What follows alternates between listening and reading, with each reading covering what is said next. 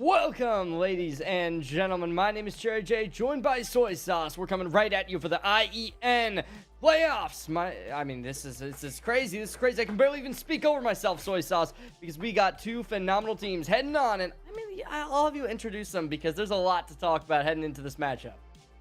Yeah, we are into the SSBU playoffs. It's Purdue Polytechnic versus Bluffton, and these two teams, gearing up towards the season. They were heating up towards the end of the year. To see them enter here into these postseason matches, it's going to be exciting to watch.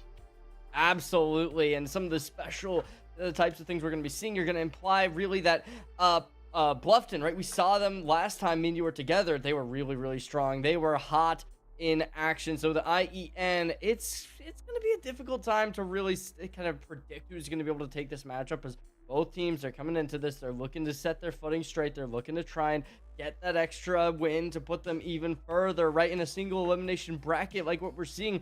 It's a very much it's a do or die. Every single game is a must win. You can't back down ever. And in a best of three like we're going to be seeing today, you're really expecting that there is going to be a lot of chances for these teams to recover, but you can't let the brakes die down at all. You got to keep pushing forward, keep that velocity up, and let's see what will end up happening. Hey, it's going to be exciting to watch, too. The matchups for these two schools in particular, we talked about the last time we were on broadcast, the lineups and how you kind of organize your players, what spot they go into, spots 1 through 5 down the lineup. Depth in the lineup becomes so valuable at this stage of the game, and both these schools have it. Absolutely. In a crew battles format like what we're going to be seeing, it certainly is going to be a real test of time, right? Who's that player who's going to be the magic, the hero, the team, this anchor to be able to bring them forward? You always do see in these scholastic leagues, right? Traditionally, the majority of the schools you're going to be seeing really having that high prioritized setup. There's not as many teams who you're going to be seeing who are really just like equal, right? Every player, same skill levels. That's going to take a lot of chance to make happen. Rather, you're seeing a lot of these schools who you have that main player who then brings up the rest of the team to be able to play at the same level. So it's really going to be a situation of, is this a top-heavy game where we're going to be seeing both teams having those titans, or is this going to be a game, which you do always love to see, where everyone can make some pop-off moments, a 3-stock can come from anybody.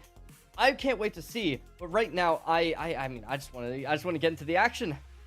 I'm ready for it too. It's going to be so exciting to watch. The other thing we talked about too last time was the adaptability of players, right? Because it's a one and done in the playoff format, in the postseason format, the ability for these players to quickly be able to recognize patterns and flip that switch, punish accordingly. Their ability to recognize and react to those moments, that's something to look out for, especially in these early matchups, right? When it comes to that player depth, the anchors, that's what they're known for, is being able to adapt quickly in sets. They drop the first stock, all of a sudden, they change the pace of the game, change how they approach a matchup, and they're able to battle back, keep it close. But on the flip side, some of these earlier rounds, that's where the growth of a player comes in. They've got to be able to recognize those instances and react accordingly.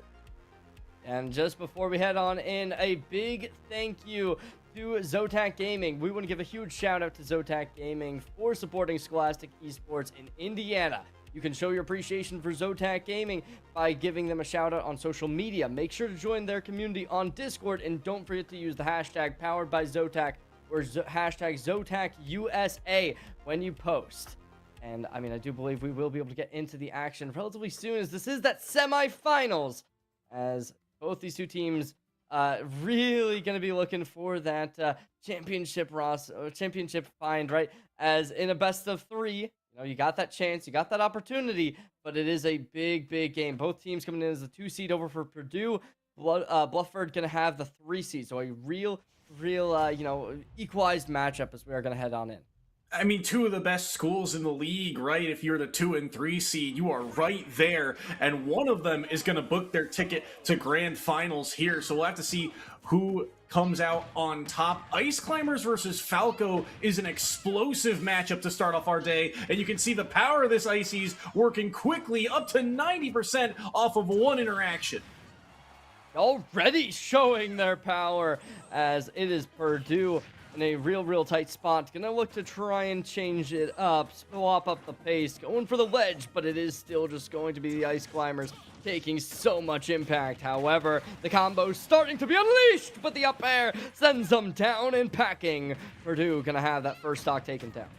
Yeah, first one on the board here, and already trying to work away at stock number 2. If you're Falco, you got to slow this game down just a little bit. The way that Ice Climbers is able to rack up this damage is because they're able to get grabs and get these setups, and it's a little bit tricky to navigate at first, but Falco has weapons to be able to deal with it. They're good job separating them. They're able to get a down smash, but they're punished instead. The forward smash comes through at only 50% on this opening stock. Already Blufford looking to take this championship in tow as 70% seen. Gonna be going for some neutral, sending towards the high ground. Grab comes out, gonna keep on the impact. Damage applied, already up to 50. And Purdue having no answer to the high impact damage being dealt to them. Trying to find their way back on the stage here, but they get clipped. That should be it. He doesn't have his jump. He'll just drop to the bottom of the blast zone. And game number 1, very solidly in favor of Blufford and the Ice Climbers. Blufford having no real issues, only going up to around that 70% mark throughout the game, and hopefully, we'll see a new Purdue player being able to start to challenge him a little bit more, put a little bit of damage on the board. But unfortunately, just off the back, right, they're getting that reset down to 0% again. These Ice Climbers, I mean, it's a very difficult kind of matchup to play into, as the Ice Climbers a very different character design than the rest of the Smash Bros. Lobby, right? When you have to deal with not just one enemy, but a second, it's characters with these little niches that make a matchup against them that is a little bit more unknown, right? If the player they're going up against doesn't have that experience playing into it, that can really cause a little bit of an issue. However, maybe once we see a little bit more of the experience coming out from Purdue, that'll give them that chance to be able to approach it with more confidence. We see the Cloud coming out as the next player to challenge Blufford. Let's see whether or not they'll find some more success. Yeah, let's see. I agree, right? Ices is a character that you really don't see all that frequently, and so that inexperience in the matchup can certainly be an advantage for Blufford moving forward. We'll see if this Cloud is ready. I think Cloud also has a pretty decent matchup here into the Ices. The way they're able to outspace them, outrange them, right? Their weapon is a little bit longer, a little bit reaching farther, and they're trying to use that to their advantage off the start here, but they've eaten so much percent that they have already burned their limit. They're up to 111. Good neutral get up, but up B might have been a bit of panic there early as the Ice Climbers continue to oppress their will. That neutral air nearly kills off the side, and he dips too far, can't snag the ledge, and that's another stock gone by. Already, despite playing a relatively strong character into a matchup, as you had mentioned, it is still going to be Blufford who has no issue taking this matchup by storm. Right now, it is already just poking, prodding, looking for some extra percentage. And Purdue still having no chances to be able to find that equalizer on this game, as already the max you're going to be able to get is a 9 stock for Blufford. But when you're already in the disadvantage, that's a nice attack to put him up to 75, but it is a little bit too little too late, and at this point, Soy Sauce, they really do need a miracle. Yeah, it's the type of move there, that up B, to just sort of act like a get out of jail free card, but even at this percentage, it's not going to kill, right? You got to find something a bit stronger as you sort of trend towards the red. Up to 100% now, limit almost back online. Maybe they can find a stock here. Ices are not very heavy characters, so a big golf club swing like that up smash will be able to do the trick. 1 stock down, but still 2 more to go, and he's up to 131 here on their second stock. Can he find an opening? No, instead gets up tilted, air dodge early, but he doesn't pull the trigger on the up air. He's waiting patiently to see the opening. Limit now gone by. Can't find the forward air, but cross slash will help tick away at that percentage. No more limit break, but it's coming back in store. 162. At this point, 2 stocks apiece. Not the end of the world for Purdue. They're starting to manage nicely. However, you're definitely going to go down to the final stock, especially now that the limit break has been put into play. That'll do it. Final stock for this Cloud. Will they be able to shut down the 75% already gathered, or will another refresh come through? With the current state of the game, a spike down into the void, and that's Blufford going up 11-6. The fear of any crew battle, a player with warm hands on a potential to 0 to death there. What a combo. And Ices, they have to be able to land those. If you main this character, you need to get the maximum amount of percentage you can out of every grab. So you have to have those combos down. And right there, the follow through, the synergy, being able to position the characters, get the hitboxes, get them to the outside edge, and set up for that jump forward air spike. It's a beautiful thing to watch, and they're able to do it perfectly to seal away the second player for Purdue.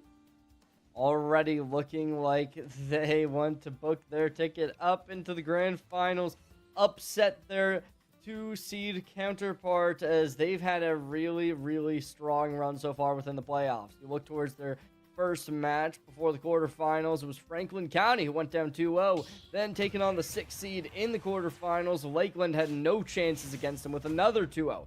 It's down to the semis. Will we see history repeat, going up to another 2-0, or will we see Purdue start to mount that comeback? A new character approaches. The Pac-Man enters the battlefield. How will this play out?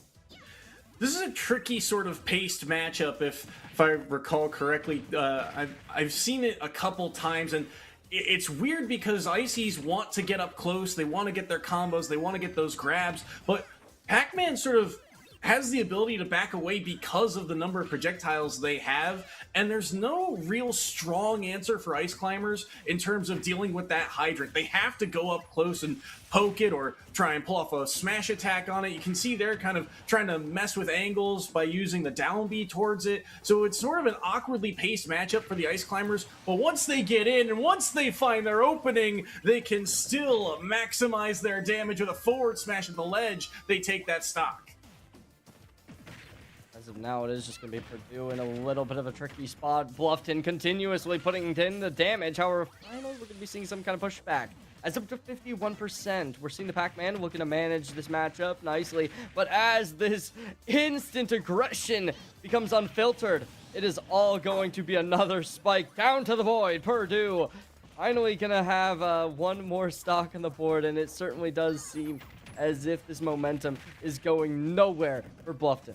I mean, it's just blink and you miss it, right? That stock evaporated out of nowhere. Out of one simple interaction, they find another grab into the forward air, and the percentage, right? It's deceptive. You feel like, all right, the Ices aren't really hitting me anywhere. The neutral air doesn't really send me all that far. The down B doesn't send me all that far. And then all of a sudden you look at the percentage when these killing blows happen, and Pac-Man's in the red all the time here. All of a sudden, up to 81%. You have to be able to play carefully in the red here, and right now they are falling prey to all the tricks, all the traps that this Ice Climber is setting up. Alrighty, up to 100 could possibly be the time for Purdue to shut them down, put them on to the final stock, having a slight lead at 92%, but the grab converted, looking to try and end it here, and now force that final player out for Purdue. It is still just going to be a bit of a toss and turn. Nobody able to find that lead, find that stock to end it all off. All right, a nice kick to the face, both in that shield motion. And so far, it is just going to be this Pac-Man able to weather the storm. Oh, I like the idea to edge guard here. This is such an important stock, I think, for Purdue to try and take. Just get this Ice Climbers down to their last. They kill Nana. Popo's still alive, though, so maybe a little bit of Sopo action. No, not this time around. Forward tilt on the hydrant will do the trick. So now you've got one stock still to deal with. You've got the rest of this kind of hourglass to play with as you are sitting at 117. See what this Pac-Man can do. But at least now you've set up your anchor with a chance to kind of eliminate this first player and see the rest of the lineup as long as they're able to take this stock. But can they find an opening of their own here? They're up to 145. Can they get back to this ledge? Certainly seems like this is going to be last fight territory. And it will just be the Bluffton coming through once more. One stock remains for the Ice Climbers. However, there's that might finally be enough to shut them down. After 3 players fall, they're able to maintain 1 stock. And, I mean, Purdue, this final player, they gotta end it off, you'd imagine, right? You would think so, but I mean, the way this Ice Climbers is playing, they've landed, I think, 2 0 to deaths in this series thus far in their opening set. But I think this is what makes crew battles so interesting and terrifying for the SSBU scene, is that you've got a handful of these characters that have the ability to pull off these true 0 to death combos, these true 100 to nothing type combos. And Ice Climbers, again, like we mentioned before, it's not a character you frequently see.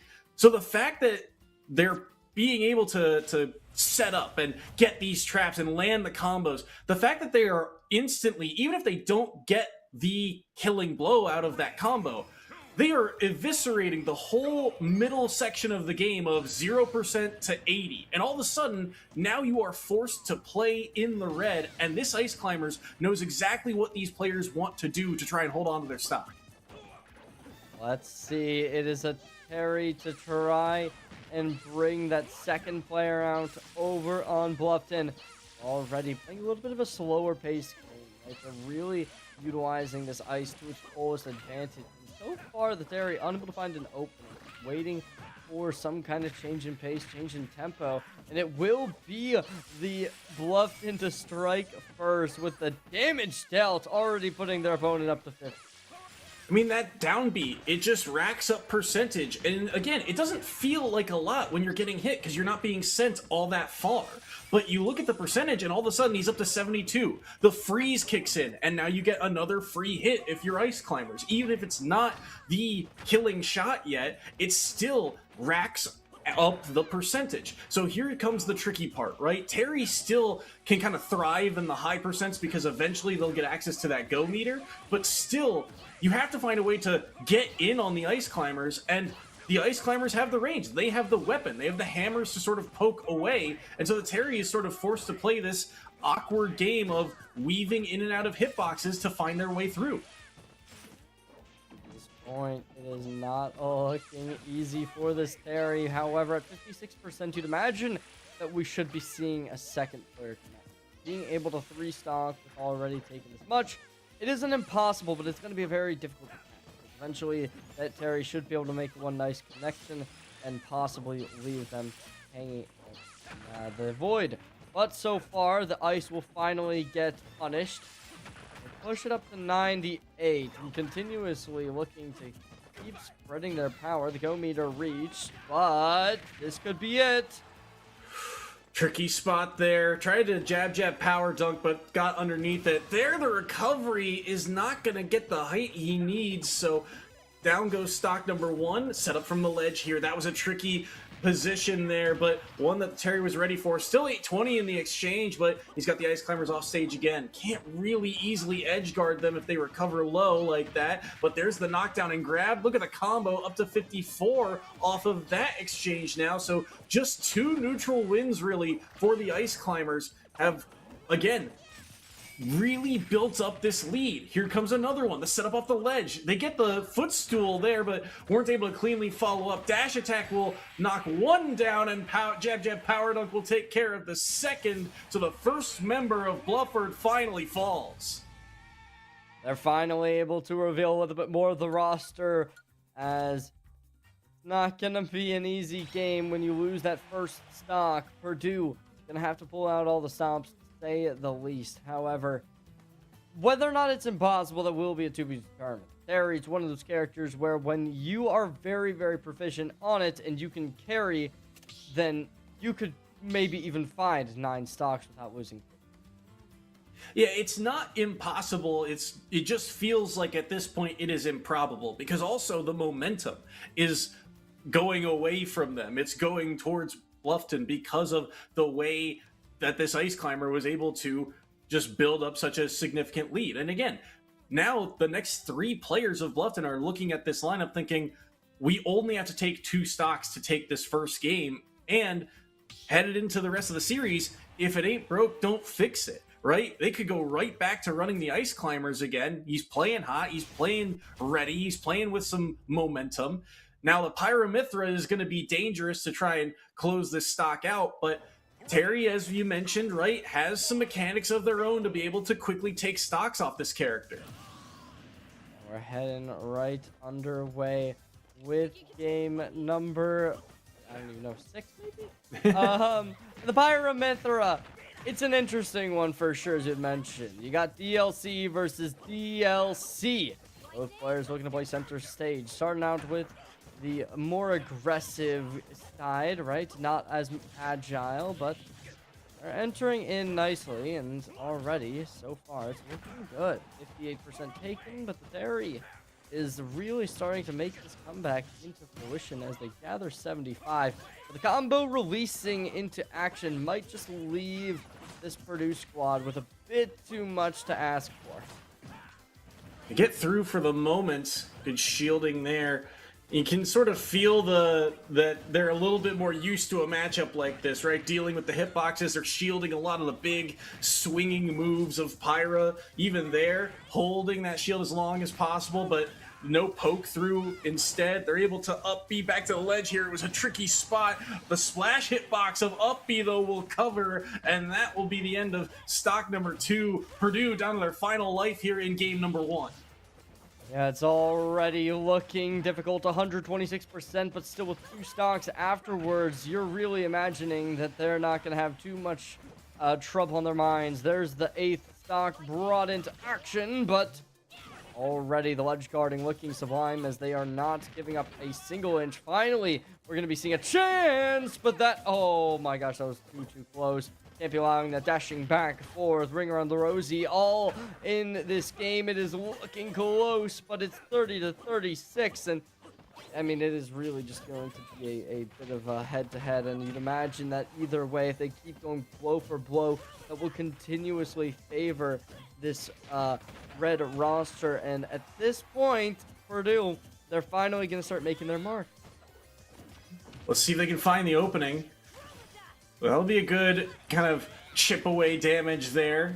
Again, as this goes on, like you said, the trades will favor Bluffton moving forward, and Pyra's certainly not lacking in kill power. Maybe pulling the trigger a little early on that neutral B, but the specials just deal so much damage and do so much work. Go meter now online, so you got to be a little cautious about your positioning, because that punish game could come through at any moment, but Terry's just getting caught holding his shield time and time again. These big swinging hits, but there they fight through with the Buster Wolf. Not able to take the stock quite yet. Go for it again. Won't find it that time around. Don't get Power Geyser when they land on the platform. They'll be able to evade, but this one will catch them. Still not enough to take the stock quite yet. He's at 151, trying to burst through, catches a roll, and knocks down a second. Yeah, that might just, I mean, that might just be the, nail in the coffin, as that'll put him down. Game 1 will go the way of Bluffton to end Purdue 1-0, but there's that chance. It's still a BO3. Purdue Polytechnic can easily, I mean, not easily, but they can find that comeback in a future game. They're going to have to pull out all the resilience, all the grit, all of that fighting action necessary. But after a 7-0 ending, you're really going to be imagining that there's a massive undergoing that needs to revive the players of this, Purdue rosters. That was certainly not the performance they would have liked to put on, but you don't get to the 2nd seed for no reason. All they got to do is be able to handle the Ice Climbers a little bit more steadily, and perhaps we'll be seeing that comeback take their form. Yeah, the Ice Climbers was really the star of the show there, right? Taking 10 stocks of the 12 in total, so they have to find a way to deal with the Ice Climbers. And when you look at the cast of characters at Purdue's selection, right? The Falco, the Cloud, the Pac-Man, the Terry, I kind of like how or at least the characters that they led with off the start in terms of trying to deal with that Ice Climbers. I think Cloud can outrange them. I think Falco has enough tools in their kit to maybe separate them between the laser, the reflector. They've got ways to kind of deal with the Ice Climbers and sort of desynchronize them, but it's the matter of the punish game of these Ice Climbers. They're not making mistakes when they get their opportunities. They're getting the grab, they're getting the combos, they're getting the follow-throughs, and all of a sudden, you go from 0 to 50, 0 to 80 off of just one interaction, and they're being cheeky about their setups, right? We saw against the Terry in particular, right? The play around the ledge to set it up from there, falling down through a platform, getting the footstool combos. So there's a couple different mix-ups and iterations to it, and it just feels like right now the Ice Climbers hands are warm and they're kind of heating up as this series goes on. They are the problem that Purdue has to deal with. And who knows, though? Maybe they found an answer over at the Purdue roster. You look towards how this team's going to have to play into it. It's certainly going to be a heavy, heavy undergoing that they'll have to play into. But as you can see on the right side of your screen, there's not going to be the same lineup to open us off. Right, you got what seemed to be an Isabel hover, and also that, oh man, Pac-Man came into the arena. Now, the Pac-Man is a really, really difficult character to champion, as you have a lot of gimmicks in the character that really do need to be played to the fullest. You can't use it as a traditional fighter, and if they realize that, then there's a good chance that they'll be able to make a win. On the other side, something like an Isabel primarily will be playing for their trap setups, right? Whether it's the firework that they're going to look to play into, or maybe just go for some nasty fishing rods. A lot of it does come down to being able to set up nicely. Yeah, we'll have to see. I mean, Isabel is another character that, again, not frequently used, but the players that we see pilot this character, very proficient on them, so we'll have to see how ready the Pac-Man is for the setups and the traps. They've got some utility of their own that they can use. That pocket, ever present in this matchup, right? Because of the number of projectiles that Pac-Man has at their disposal, between the numerous neutral B items that they can charge and the hydrant, Isabel has an immediate counter. That neutral B, that catch, comes out quickly and can instantly snag something like the hydrant, and all of a sudden it's a projectile of their own. Using the side B here to rack up even more damage, they fall into the Lloyd Rocket, and they get the up air follow through. It's a 0 to death again to start game 2. Already, it is not looking good for Purdue, pulling out this new player on the Isabel. Already a very, very proficient character in their toolbox to send into the game. And at this point, right, I can't even speak.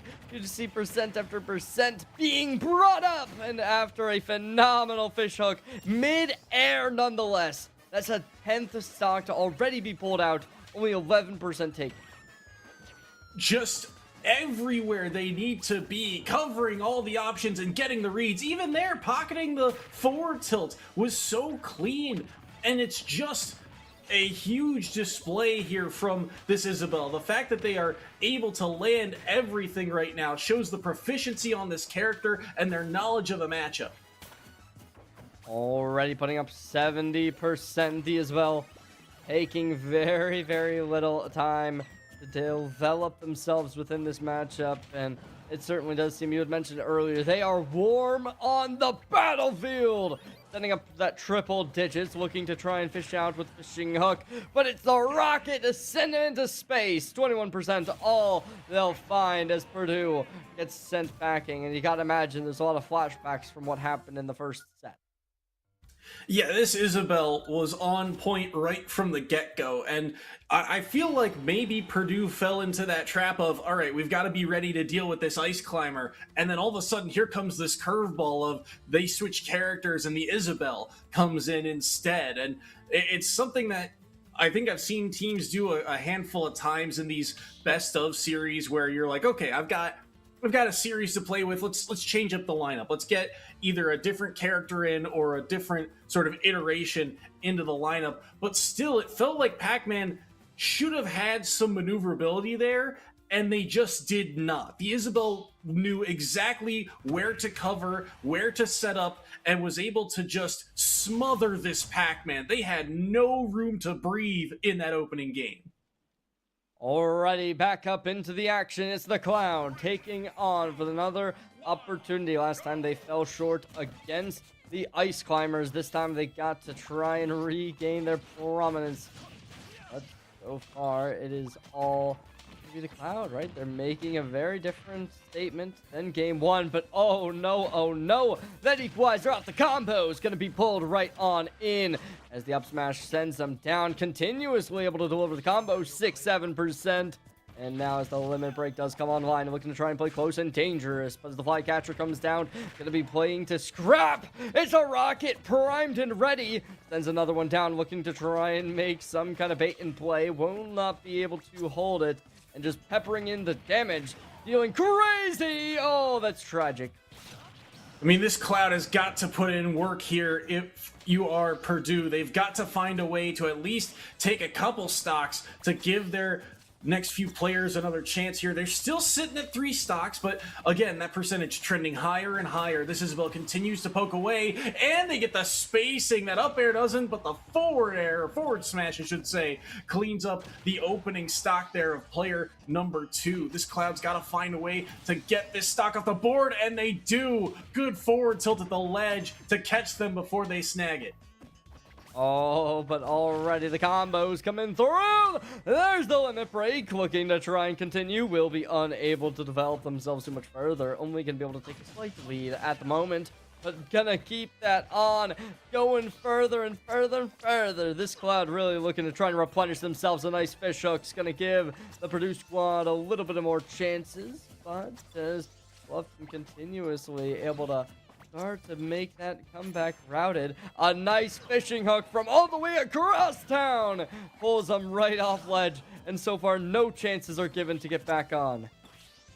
Just trying to play around this limit right now is the Cloud. They want to try and really find something strong to knock this Isabel into the red so that they can maybe find something stray and take this stock, but slowing the pace of this game down, they are getting whittled away at by these forward airs, the pots being thrown, the number of projectiles. Even the Lloyd rocket has found them a couple times because they just do not want to be in a position like that, as again the fishing hook putting in the work here, covering a good amount of space. That limit will not take the stock quite yet, but it was very close. Up there to follow through. Both players now above 100%. What can they do? Back to the odd neutral state, and the fishing hook lands. They are connecting time and time again on that side B. Absolutely ridiculous. Going to be able to swap stages. That's an insane play. Oh my gosh, they bait them to rotate over to the opposite side of the map by using the balloons under the stage, and as they go over, the firework lands. I mean, it's a very small amount of damage that won't be able to reflect into a kill, but it really was just so impressive that they were able to be able to function that together. So far, the limit break gets denied, and it's still just going to be the Isabel looking to secure another player, as they've already been able to do so much. The firework, no connection, but they still keep this Cloud off stage. Seems like we might just be seeing only one sock fall, as that will do it. It's Purdue to go down 6-11, and it is a very, very similar game to what we saw last time. This Isabel is on a tear, and I've got to call out the mastery of the movement for this Isabel, right? Not just the play that we saw underneath the stage, to be able to go underneath with the up B, right? Shows their knowledge of the game that, hey, this recovery is good enough to be able to do that. But in that last sequence, the moves that got Cloud up into the red, that set up for that edge guard, was a kind of follow through forward air and then a jump back neutral air. The amount of times we see players just kind of hold forward and follow through as if they're trying to cross up a shield, that mix-up shows their proficiency on the movement, on the sticks. 9 times out of 10, you see that player follow through, go past the shield with that threatening forward air, but instead they're able to back away, completely reverse their momentum with that jump after throwing out a move. That shows how strong they are on this character and their knowledge of the mechanics of this game. This Isabel is on point right now, and they are looking to extend this lead even further against the number 2 seed in the playoffs. That certainly does beg the question, what is that number 1 team going to have in store for them? Obviously, that game has not been set in stone right now, but it is Hobart Varsity who's currently above both teams here as the number 1 team within the playoffs. And so far, this Isabel not letting off the gas one bit. sends them off stage, barely allowing a recover, and continuously putting the pressure up.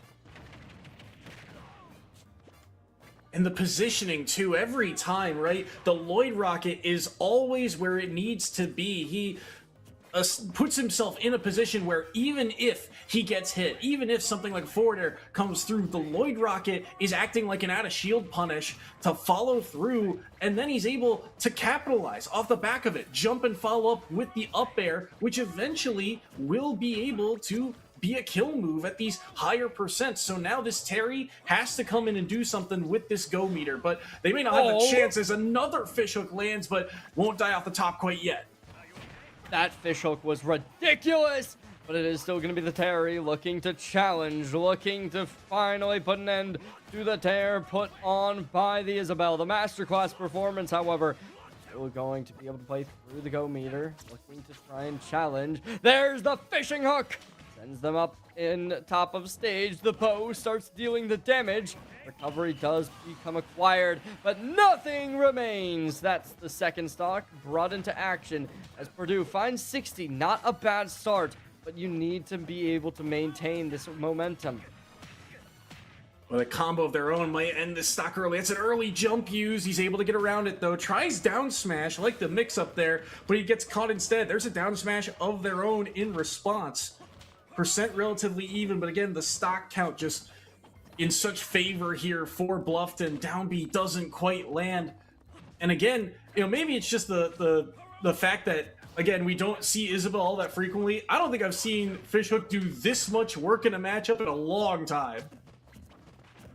Already gets back on stage, looking to try and play aggressive. Phenomenal hit to the Terry. And how? Oh my gosh, the ledge guarding just ridiculous from this player as they're going to continue to go up. Equalize on the percentage, not for long, as this Isabel continues to be applying damage deal after deal. It is still going to be Purdue on the back foot. He's got go meter, so maybe he can find something, but again, down smash covers there. The recognition of the spacing. Oh, that's ridiculous. The Lloyd Rocket covering there as well, and the up smash didn't connect, but maybe the follow through here falls a little too fast for the up air. Fishing hook again, doesn't catch the roll in, but he still gets knocked away. Lloyd Rocket set up, I think, into neutral air there to take that stock up B. First couple hits, tries to knock him back down the down air. He's still out for blood here, but the down B almost takes a stock. This Terry's got to find something here quickly. Can't really threaten low. Tries to hit him into the stage, but it leads to a grab instead. Here's the combo. Didn't use his jump there. That was smart. But now he's caught in the cycle. The arrows continue to pelt away. Back into the stage. Reset the situation. He wants a spike, but instead the Terry gets a second chance at life. I don't think you can try and go for the edge guard if you're the Terry in that situation. Your opponent still having life within them, and they're going to go up and put you out to 81%. You have to try and play center stage at all time, because if this Isabel gets their hands on you, they're not letting go. There's a real world chance you will just get sent off stage and not allowed back. There's the grab, looking to try and convert a fishing hook. Will be unable to make that happen just now. Going in aggressive, the Terry looking to try and challenge. Will be able to get something, not for long. Still getting the damage dealt, 180%. If you reset here, that might be GG's. If I'm on this roster, it is very imperative that you need to take down the Isabel ASAP. You cannot allow this next stock to convert. You cannot allow the reset from 185, but that might just do it. I mean, when's the last time you saw an Isabel live at this high of a percent for this long, right? The go meter's got to be threatening here, but so is that fishhook. The range play is ever present right now. Both players know that next interaction could do it. I don't know if he's able to buster through that Lloyd Rocket, as the arrow will connect again, continuing the slingshot to pelt away at this percentage, 141 with all the rage. Really, the next strong hit should do it, and the fishing hook edge guard comes through in the clutch. He'll get the reset, and another player down for Purdue. An absolute masterclass performance coming out. We thought the Ice Climbers was good, and at this point, the refresh off of 185% may just be enough to send them with a clean sweep, only sending 3 players out throughout the entirety of their semifinals run. I mean, what a series thus far, right? the Ice Climbers putting in work in round 1, then the switch up to the Isabel here in round 2, and the Isabel has been putting in the work. I think the Isabel is even more dangerous because even though you don't have that kind of 0 to death ability, the Isabel is just imposing their will, controlling the pace of play of this game. They are the ones who are opting to either back away or go in for extra damage. They are positioning themselves perfectly to get every follow-up, and this Falco, that could be combo food if they are not careful about their opportunities to go in and get their damage. Without a doubt, and you got to remember beyond that, when the Ice Climbers came into this, yes, they were on a absolute masterclass, but they were at 1 stock when they entered their final match. This time, if you're on Purdue, I mean, you're dealing with Isabel who has 2, and so far the BHMSD gonna have a real rough time. So this school district needs to really challenge. But oh man, dude, this Isabel has been absurd when it comes to making these fishing hooks land, and so far they are not stepping up whatsoever. How do they keep on doing this? Soy sauce, this is not allowed. This has to be considered bullying. He's 2 for 2, maybe 3 for 3 on fishing hooks thus far. Could he find another one? But the Falco gets their chance to combo. Tried to turn things around there with a reverse forward air, but didn't quite find that last hitbox. Another fishing hook? No, instead goes for the plant. Reflected away there. So that's one of the key tools in this series, or in this matchup in particular, is the fact that Falco has that reflector, the ability to knock away some of these projectiles, to mess with the Lloyd rockets as well. A trade comes through, that will help. He's at the 165. This Falco's got to find an opening. Continuing to kick out that reflector will linger a threat, but not do too much in hindsight. They'll get caught, they'll get thrown off the top, and that's another stock taken via the fishing hook. I'm gonna make a statement right here, right now. This Isabel is the strongest player within the Division AA playoffs. I could be, I could be wrong. Maybe we'll see somebody in the finals, but so far, they are an absolute GOAT on this team. How do they keep on doing this? These fishing hooks don't miss. And now they're using the jab follow-ups too, and there's just nothing right now that this Falco can do. They've got something here maybe off the forward air. Can they find an opening? Can't really get rid of the balloons cleanly. They'll still be able to snap to the ledge before both balloons pop. They're able to evade the grab as well. Parry on the side B. I like the idea to try and kind of use it as a pseudo dash attack, but it doesn't break through shield, and the follow-up is too clean. This Isabel is on fire. They shut down the entire Purdue roster and win this series outright in game 2. Bluffton varsity will send themselves up to the grand finals. The number 3 seed upsets the number 2 here in the Division 2A playoffs. Phenomenal work coming in from both teams, but when you gotta give that MVP award, it's the Isabel. We'll take it every single time. 11 stocks ending that second set. Real firepower being brought into action. Soy sauce, I could not have expected that after the somewhat close game we saw, right? The game number 1, right, it was 7-0. Yes, that's relatively dominant. You're only showing 2 players, but it got very close, right? But unfortunately, the second game, they brought out the Isabel. They just didn't miss. Just everything lined up today, right? The stars aligned, and this Isabel found everything they ever wanted in that series. And you were talking about it at the beginning of the broadcast, right? How a lot of these teams have that one anchor player that can really pop off and really take a series, under their wing. When we came into this, we did not expect the Isabel to be that character, but the Isabel comes through in the clutch, and to take an entire roster at this stage of the competition, right? There's only one series left after this, the grand finals. To be able to do this in a semifinals, that is such a huge flex of muscles for the Isabel player. It's honestly unheard of. There's very few scholastic leagues where you'll see a team this one-sided dominant, right? Even when you'll look up towards like the collegiate scene, it's very rare that you'll be seeing this type of dominance from one player alone. But I mean, speaking of, right, gotta give a big thank you, right? This broadcast is part of LandFest's Scholastic Esports program, a program that supports this league and many others since launching. LandFest has delivered over 300 broadcasts to Scholastic leagues in Washington and Indiana. We provide these broadcasts free of charge to the leagues, schools, and teams we cover. Your generous donations make this possible. Every $200 raised covers the operating costs for one regular season broadcast. If you appreciate our work, scan the QR code on screen and donate today. And I want to give a shout out to our other opponents here, right? The Purdue Polytechnic. I know this isn't how they wanted their series to end this season, but you got to give credit to them for being able to get this far into the postseason and to be the number 2 seed, right? Entering the playoffs. That is an achievement in its own right. And that deserves some credit. So shout out to Purdue Polytechnic for getting here to the semifinals, being the number 2 seed at IHSEN. But it was Bluffton's day today. I mean, they really did play their hearts out. They made that 2-0 in round 1. They made a 2-0 in the quarterfinals. Unfortunately, when it came to the semifinals, that's where they'll have to bow out. And that is just kind of the difficulty when it comes to esports, right? You're only going to have 2 teams in the grand finals. Everyone else has to go home. And when you have as many teams competing, when you have a talent at such a high caliber, you really do have to pull out all the stops. So, I mean, you'd imagine that these players, they're definitely going to be prospects for colleges to look out for, as especially in the Super Smash Bros. Scene, you're looking for anybody who can challenge these high-level players. And we really saw that done, right? Especially against the Ice Climbers. We saw multiple players able to take a stock against them. We saw multiple players being able to challenge them. The question now becomes, will they be able to continue this? Will they be able to bring themselves out to the grand finals? And if I'm over at Bluffton, right, what's the next play?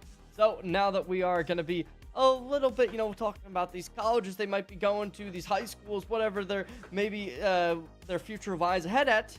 You want to play esports in college? Now you can search hundreds of collegiate esports programs at portal.leagueos.gg.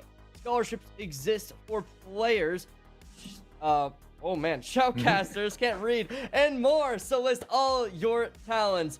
Verified college coaches are searching LOS Portal now to find you. IHSEN students, sign in to manage your prospect profile where your stats automatically update. LOS Portal is free. Don't miss your chance to get discovered. Visit portal.leagueos.gg and level up your future. And I can guarantee you, right, like you said, the collegiate scene of Smash is so much fun to watch that there's a lot of schools that are watching events like this, and you're looking at players, scouting some talent. So they'll be keeping their eyes on this playoff bracket moving forward. And the IHSEN, I mean, it just always delivers some explosive matchups. And I can't wait to see what that grand finals will look like. Even the semifinals match, that will be awesome to watch. Oh, absolutely. I mean, we'll probably see the result of that 1 seed versus 4 seed relatively soon, but that is going to do it from us here on the broadcast. So, ladies and gentlemen, we'll see you all next time with some more IHSEN action, but that is going to be it from us. My name has been Cherry J, joined on my digital right by Soy Sauce, and over pressing all the buttons, doing the smart people things. You got the wonderful, phenomenal, amazing Connie and Taylor. So, ladies and gentlemen, once more from the bottom of my heart, have a great night. See you all next time. Peace out.